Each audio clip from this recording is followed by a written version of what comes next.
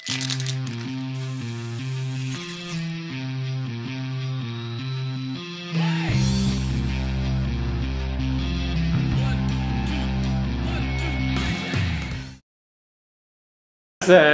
first of all, who are you? Okay, so I'm Marco Tempest. I'm a cyber illusionist, which means I combine magic and science to create illusions. And this is my New York City magic lab where I kind of develop all my stuff. Like, so here, for example, and I came here because I saw you on the TED video and I loved what you did. I was like, wow, that is so cool. Oh, thank you very much. So here is a Kinect thing, and actually, let me show you how this looks like.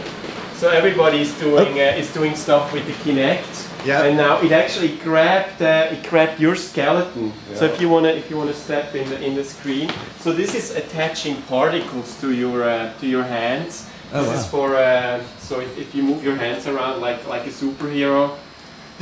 Exactly. Yeah, perfect. So this is something I'm working on. It's going to be a piece about storytelling and magic, and so I'm going to be in this virtual environment and stuff appears and disappears around me. And this is kind of a proof of concept. So here we see yourself. Okay, so here we see the depth image, then the RGB image, the cutout version of the person, which then gets keyed on, and then the skeleton tracking, which now just became active, which creates the particles. So this is just kind of a preview of what things might be in a couple of months from now. So when you say you're a cyber illusionist, for people who haven't seen the TED video, you played with, I think, 3 iPhones. Right. And you did all sorts of magic tricks on the iPhones. Right, and I can probably set that up for you really quick. It takes a few minutes to start up. So I use iPods, and I use video projection, and I use augmented reality, which I can show you in just a moment as well. And what I try to do is I try to come up with my own tools. So I collaborate with people mostly out of the open source community, and we create all these tools, and some of them I make available for other artists so they can start a little later in the process and kind of get to the poetry faster. And it looks like you've been into traditional magic as well, right? Right, this is actually from some Japanese TV show where a card in a movie theater appeared on all the movie posters. So it's a little bit corny, but it's kind of a ghost from the past. What got you into magic? I started at a super early age, and then in the mid-90s or so I had this idea of using a computer to do magic and interact with the computer. And I was very fortunate. It was the time where Steve Jobs actually founded Next Computers. Yeah. So I made the next wave of magic, and they gave me a box, a Next Cube, and I started creating stuff, and I realized, oh, there's not even video playback on computers. Back then there was no QuickTime and nothing. So I had a Next Cube on stage with a screen and a VHS tape player behind it, which kind of mimicked the interaction and touch screens and things like that. And since then, kind of technology has evolved, and with it I try to evolve with it, and now here we are with touch screens and voice recognition and pattern recognition and face tracking, and so I use all these fun things in my work. What is magic? Magic is, well, you could say it's the willing suspension of disbelief. So you need an audience who's willing to kind of dive into that sense of wonder and believe what they see and take it with a smile, and maybe not too much question what's going on in front of them. So it's an interactive thing. It needs an audience willing and a guy who's nice enough not to show it to them. Yeah. And do you reveal your secrets? Sometimes I do, like with this technological stuff. Because most magicians don't, right? That's sort of a code of ethics. Right, yeah, the code of ethics. Absolutely, and I think what's happening now is, and I experiment a lot with YouTube. It's like where maybe for the past like 60 years or so, it was like the content which was really important. You just had like something, you produced it or overproduced it, put it on TV, and that was fine for your audience. I think right now it's much more contextual. So what you put up there is more a conversation starter. So I put something up and they say, hey, how do you guys like it? And then of course people will reveal the magic because they can rewind the video as many times as they want, or they can comment and talk to each other. But I think that's somewhat fine. It's like the if my content can start a conversation, then that's already much, much better than just, hey, look at me, how cool I am, or something of that sort, which is kind of the old model. Yeah.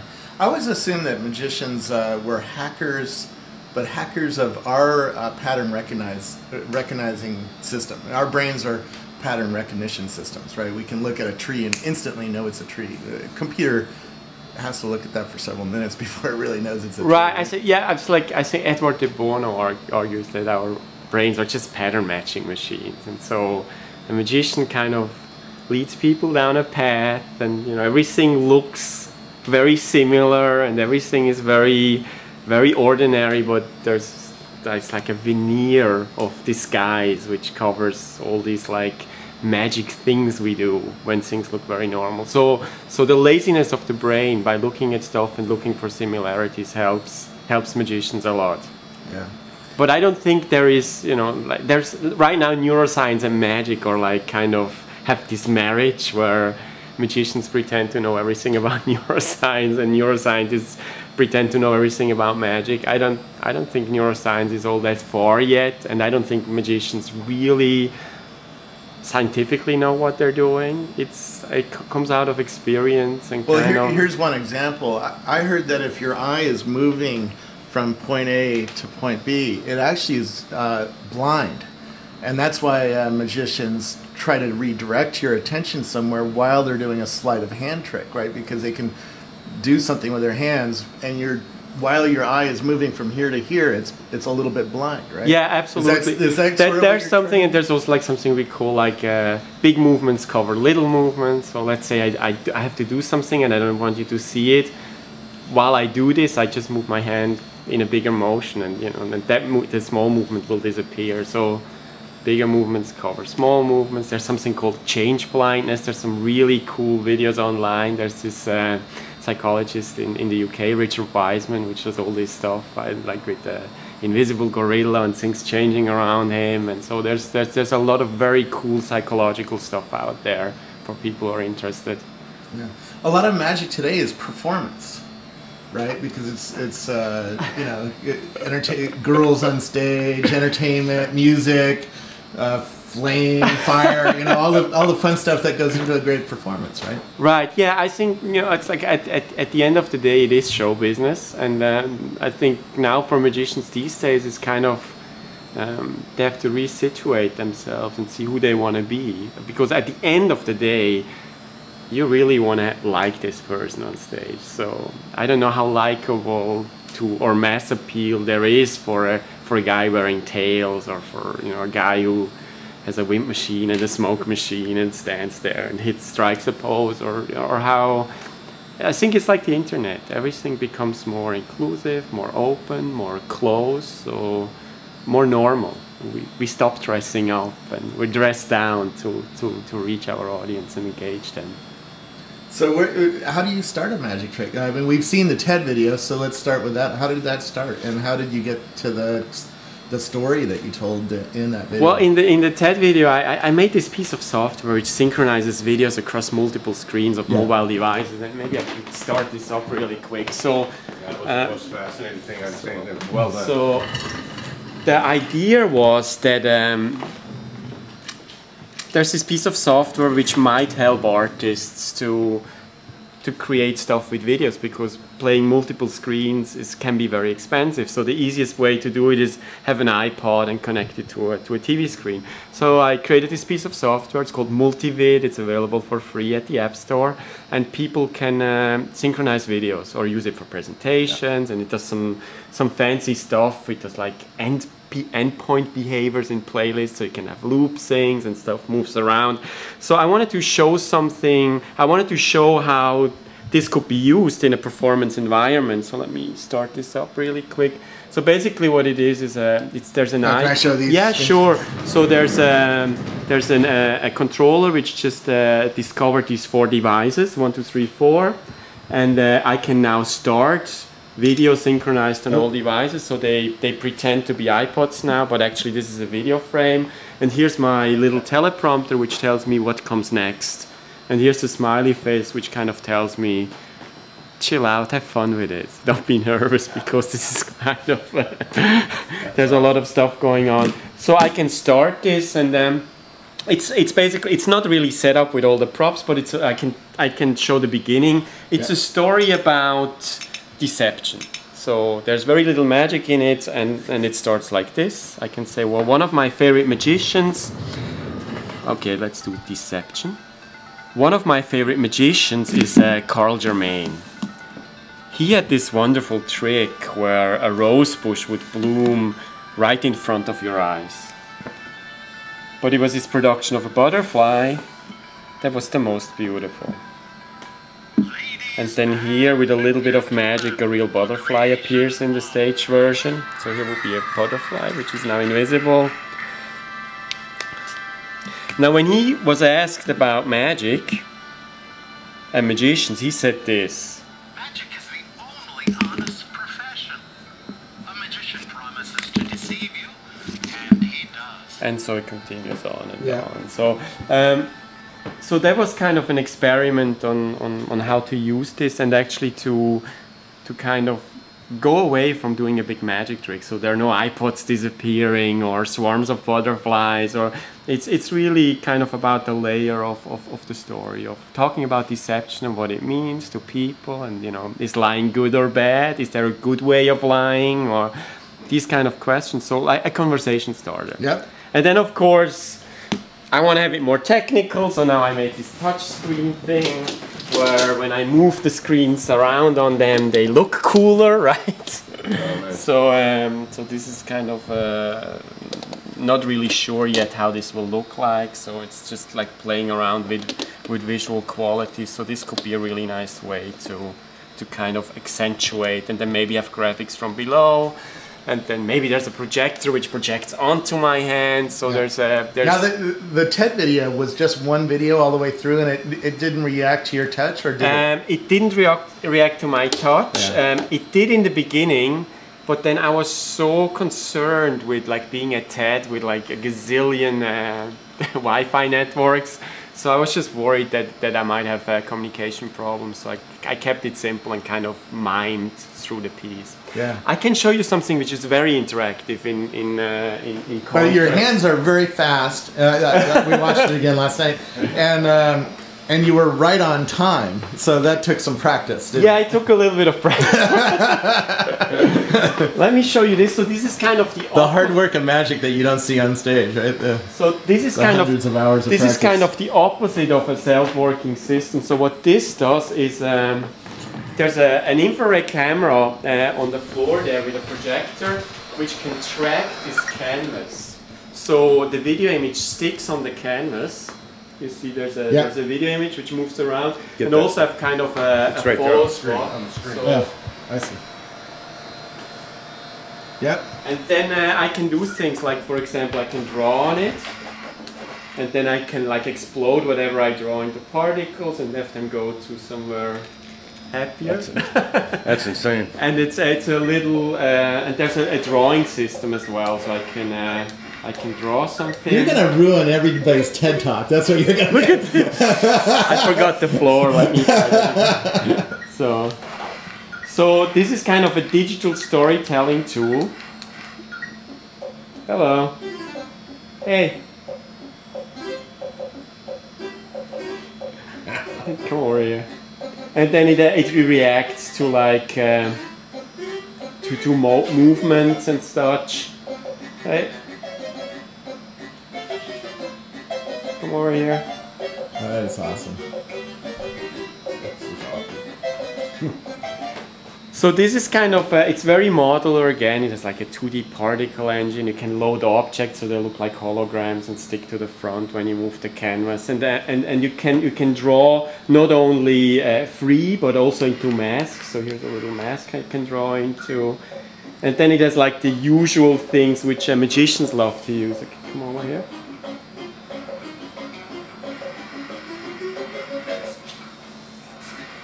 Now, how much of this is you knowing what's coming next, and how much of it is a lot of it is me knowing what's coming on, and then kind of oh now he needs something to step on, so that's kind of my jump and run platform game. So the secret here is I track in real time, so I can move this in real time. But then also there are these infrared LED tracking markers in the back, which are battery operated, a remote control, some magnets. So there's kind of the tools of a magician combined with a little bit of science. You're gonna raise the bar for everybody's TED Talk. That's what you're doing. Thank so you. We're gonna see this at Le Web? That's definitely going to be part of my talk at Le Web. And at Le Web I also show a little bit on kind of how I deal with the audiences online, like my viewers, how I manage my YouTube channel, and kind of the experiments I run online. And there's going to be other stuff. So there's going to be some augmented reality and some and a little bit about creativity and how to get there and not be overwhelmed. Very cool. Really neat. Really neat. And you got a stack of awards. What are all these awards over here? Oh, these are kind of, some are from magicians. So this is, let me see, that's the World Magic Award for Best Contemporary Magician. That's the Merlin Award. So magicians like to give awards. But then there's also, I dabble a little bit in television. I love graphics design. So I created my own television series and kind of sold it into 60+ markets. So that's a tally for graphic design, there's some for the music and some for the tricks. So these are not really all that hard to get. They're not Academy Awards. $20 on eBay, right? Congrats on all of. What's this thing? Yeah, let me show you this. So this is I always wanted to do. Let me get a fresh deck of cards. I always wanted to do something where I could. Do something with playing cards and actually show audience members how it would be if they could have a glimpse into the mind of a magician when he does something as simple as a trick with playing cards. And the way I did this, or try to do this, is with this contraption. This is a super inexpensive PlayStation 3 camera. Yeah. So this project is very much designed so students can kind of do it at home. So it uses some open source software like the OpenCV, Intel computer vision library. So this is how it works. So here is the real-time view. Let's pick a card and let's mark it so we recognize it when we see it again. And I know you're really big on Google Plus, right? Yep. Okay, so let's put the card into the deck just like this, and let's give the cards just a quick cut. Alright, so for those who don't play cards, a deck of cards is made of 4 different suits. There's hearts, clubs, there's sound with this too, not really, diamonds, and spades. So we have this like little augmentation of the cards, they get recognized. So performing magic is always about these multiple layers of reality combining. Now each of the 4 suits corresponds to one of the 4 seasons. So there's spring, summer, fall and winter. Now my favorite season is winter, because winter is like magic, involves visual wonder, drastic change, and the delicate balance between its physical states. Now in each of the 4 suits there's a total of 13 cards. And they represent the 13 lunar cycles. So let me see if I can get the lunar cycles going. Total fail, demo fail. Let me show you. Okay, that didn't work. You'll get it working by the so right? Here is one I really love. These are the supernatural forces. So you can put 3 cards down, and then this is very cool because we do background extraction. We cover the background. We photograph the cards, have them fly, and then go back to the real cards. There's one which is very cool, which, let me go out of sequence so this goes a little quicker. I love this one a lot. These are the 2 jokers. Here we can actually recognize the jokers and then have them come alive. Hello. How you doing? Let me see what you got. Uh-oh, pogo stick, watch out. Oh no. Wow. So this is kind of another storytelling routine, which ends with the card which we signed for no reason very beginning. So the card appears and disappears throughout the story, and it's about magic and cards. That's awesome. Thank you. Yay! Bravo. And then, you know, there's always stuff in my studio which is kind of unfinished. This is a neural net learning robot which can interact really close to humans from this Swiss company which gave it to me. So I'm playing with this and kind of creating a routine where he's kind of interacting with me. This is a prototype of a super high-speed prosumer camera. So I'm working together with another Swiss company which does industrial vision high-speed cameras, and we took a little bit of the noise reduction library of the Mars rover and made a noise reduction algorithm for this camera, which works really, really well. And now this camera outputs like cinema quality, high speed at like 1,000 frames. So poor man's Phantom. It's a poor man's Phantom, and I have on my Vimeo channel, I have a bunch of movies I made with this. It's super, super awesome. Gonna be below 10 grand when it finally comes out. That's awesome, because the Phantom is like 200 grand. Right. So did you see at Austin City Limits film music festival, they blew up a water balloon? Yeah, it's super awesome. Yeah, super awesome. There's a thing inspired by clean rooms. I was visiting this factory where they make these computer chips in these absolute clean rooms where everybody wears like hoodies and stuff. So somebody challenged me, said, well, could you do something in a hermetically sealed environment? So this is kind of something I'm working on right now. It uses multiple cameras to show it from every side, and then I kind of stick my hand and it makes things disappear and reappear, and kind of in a sealed environment. So there's always a lot of stuff which is kind of not really ready, but in the works. Very cool. Well, thank you so much. Well, thanks for stopping by. Well, it's going to be fun seeing you at Le Web, and thanks for spending a little bit of time showing us some of the technology and magic. Thank you. Where do we find you on the web? MarcoTempest.com, and I tweet a little bit, which will be virtual magician. Okay. Are you on Google Plus yet? I'm on Google Plus. Yeah, and Facebook. And Facebook, but like Google Plus, it seems like it's.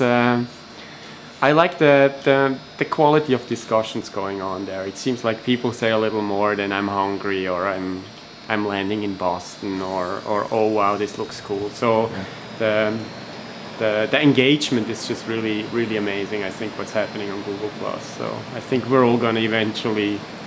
I told you. Yeah. Well, thank you so much. Thank you. Hopefully you don't make me disappear now. So. Yeah.